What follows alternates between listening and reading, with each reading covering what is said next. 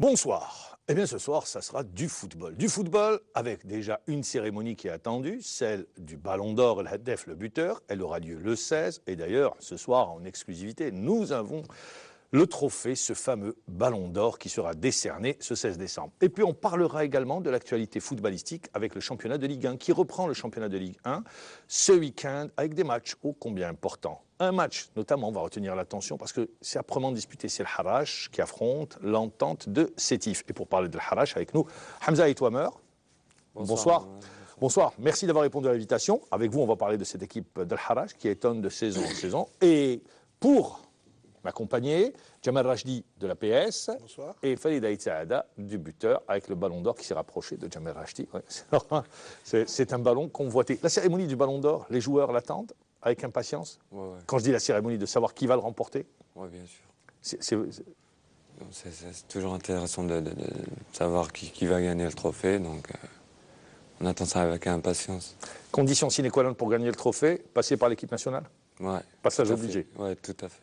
Et justement, alors cette année, qui tient la corde, Falid Aït Saada? Je peux pas dire beaucoup de choses, sauf que cette année...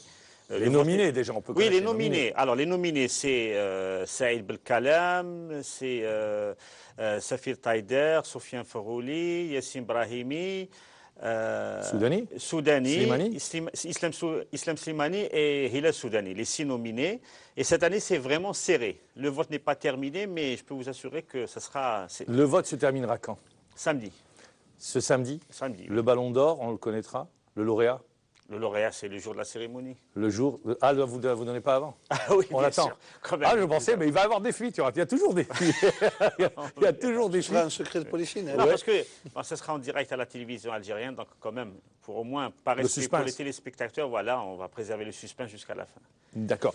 Alors, Hamza Itouamer, vous l'avez dit, pour gagner, il faut passer par l'équipe nationale. Soit il faut gagner des titres, ou bien briller en Coupe d'Afrique, Voilà, donc déjà il faut être... en Champions League. Voilà, il faut être déjà sélectionné et puis faire une très belle saison avec son club et puis remporter quelque chose. Donc, Sur les joueurs qu'il a cités, si vous aviez à voter.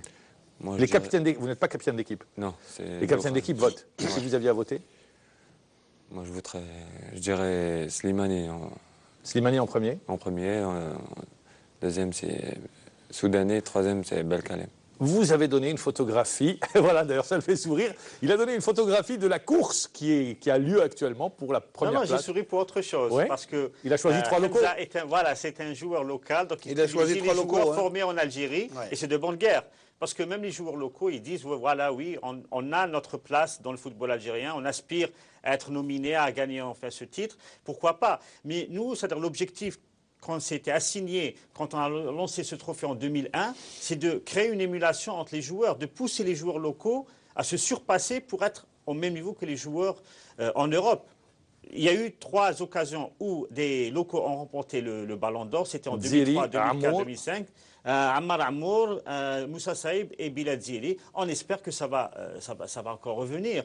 Mais le fait C'est que... à eux de travailler encore plus. Oui, bien sûr, mais le fait que, comme l'a dit Hamza, les joueurs algériens, et on le sait parce que chaque fin de saison, ils nous appellent. Alors, est-ce que nous sommes nominés? Est-ce qu'on est dans la liste? Est-ce qu'on a des chances? Après les nominés, ils essaient de savoir et tout.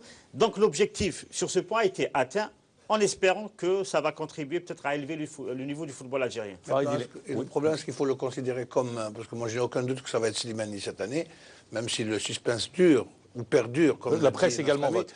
Oui, parce qu'il y a la presse qui vote, il y a les Presse, capitaine d'équipe, entraîneur national, etc. Donc, Président de club. président de je pense club et le public également, public. les et je lecteurs. pense que sur l'année qu'il a faite, la saison qu'il a faite, je pense qu'il mérite amplement. Slimani. Je parle de Slimani, maintenant, est-ce qu'on va le C'est serré, considérer c'est au comme- coude à coude. Slimani, Soudani, je pense. C'est serré parce que les deux joueurs ont fait une belle saison tout de même. Non, mais je crois que Slimani est Vous un dites petit peu Slimani. au cran, un petit cran au-dessus, je pense. Hein. Il est en or le ballon? Oui. Non, parce que sûrement les téléspectateurs Non, doivent se poser la c'est question. un ballon en or. C'est-à-dire, il est certifié. Alors, or, il y a est un ballon fabriqué et en Italie. bas, c'est... Ça, c'est un socle. Oui. Au départ, il était normal, banal, mais depuis 3 ans, on en a fait presque la représentation du De Riyad Maqam el-Fath. Shahid, de Maqam Riyad Shahid. el-Fath, le monument de Riyad el-Fath. Voilà, pour algérianiser un peu le trophée. Il est fabriqué en Italie dans une usine qui fabrique des trophées prestigieux. Voilà, on a voulu donner une valeur à ce trophée pour que ce soit vraiment une référence sur le football algérien. On a parlé du Ballon d'Or, l'Hadef le buteur. Il va y avoir également, on va connaître les nominés, on les connaît pour le Ballon d'Or FIFA France Football. C'est Ribéry, Ronaldo, Messi. Si on vous a posé concernant le Ballon d'Or, l'Hadef le buteur et à l'international. C'est Cristiano, Ribéry. Si vous aviez un choix, moi, si vous deviez voter. Moi, je dirais Cristiano cette année. Cristiano cette année, on verra. Oui, Cristiano aussi. d'accord. Ah oui, je suis un fan de Cristiano en plus. Moi déjà, si vous vous rappelez, dans les émissions de la chaîne 3, les années passées, j'ai toujours dit que pour moi, Ronaldo, sans rien diminuer la valeur de Messi. Bon, cette année, Messi, il a été blessé à Oui, plusieurs mais reprises. Ronaldo est plus complet. Alors cette année, il a bousillé toutes les stats. Il le mérite. Il le mérite vraiment.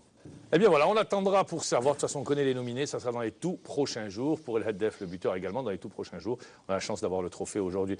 Hamza Hutomer, on va revenir à vous. Je rappelle, vous êtes passé par le CRB, l'USMA d'Alger, et là vous êtes à Al-Harrach. Al-Harrach, vous êtes revenu à Al-Harrach après une blessure qui vous a éloigné des terrains. Cette année, l'équipe de Al-Harrach a débuté laborieusement la saison. Comment vous l'expliquez? Changement d'effectif, pourtant c'est le même entraîneur. Ouais, c'est vrai que cette saison, on a très mal commencé le championnat avec 4 défaites.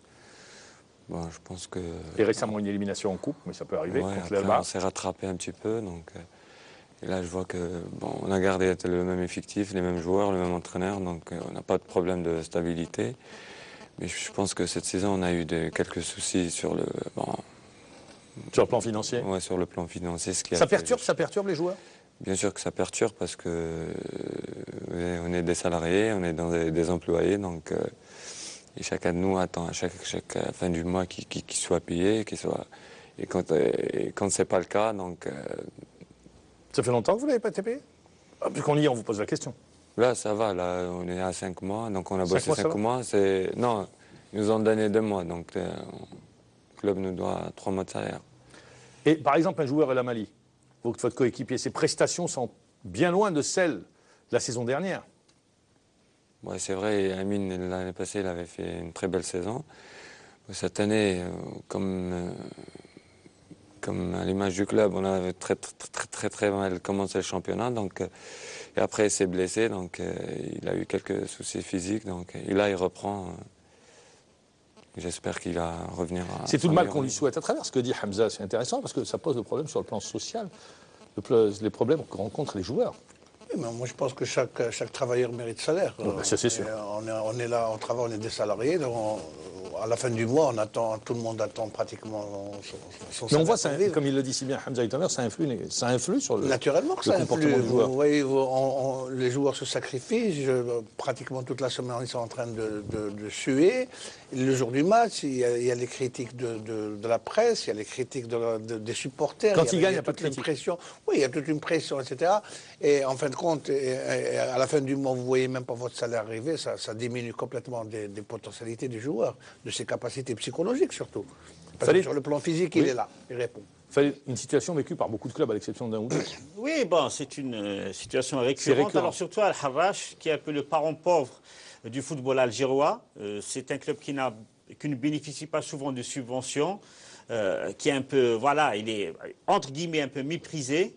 Mais c'est un club qui a des hommes. On a vu les joueurs d'Al-Harrach répondre présent à chaque fois, même quand il n'y a pas d'argent. L'année dernière, ils sont restés plusieurs mois sans être payés, mais ils ont joué le jeu, ils ont été vice-champions d'Algérie. Peut-être à force de tirer trop sur la corde. Oui, mais voilà, il faut casser. Hein. Oui, mais voilà, ils peuvent être compréhensifs une année, quelques mois et tout, mais pas tout le temps. Et là, c'est une situation récurrente. Et ça ne peut pas durer. Alors en plus, quand vous dites il y a la pression des résultats, la pression du public, quand même, au moins être payé pour au moins supporter la pression. Dire voilà, on fait ça. Non, mais il y a des joueurs qui sont dans une situation sur le plan social très compliquée, très difficile. On ne va pas citer les noms, mais ça il y en existe. a pas mal, il y en a pas mal qui... Il y en a pas mal. Oui, il y en a pas mal. Donc c'est pour dire. Il faut les comprendre. En plus, les joueurs d'Al-Harrach sont parmi les moins bien payés dans le championnat de Ligue 1. Alors déjà, ils touchent un salaire relativement modeste par rapport à d'autres, et en plus, ils ne le touchent pas à l'heure. Non, quand même, il faut...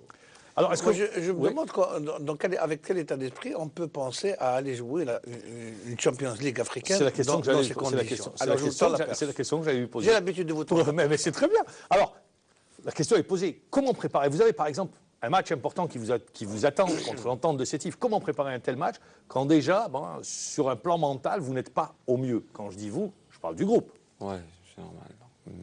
On essaie toujours de se préparer. On est concentré seulement sur les matchs qui arrivent, sur le championnat. La compétition africaine, là, on va la jouer dans 2 ou 3 mois.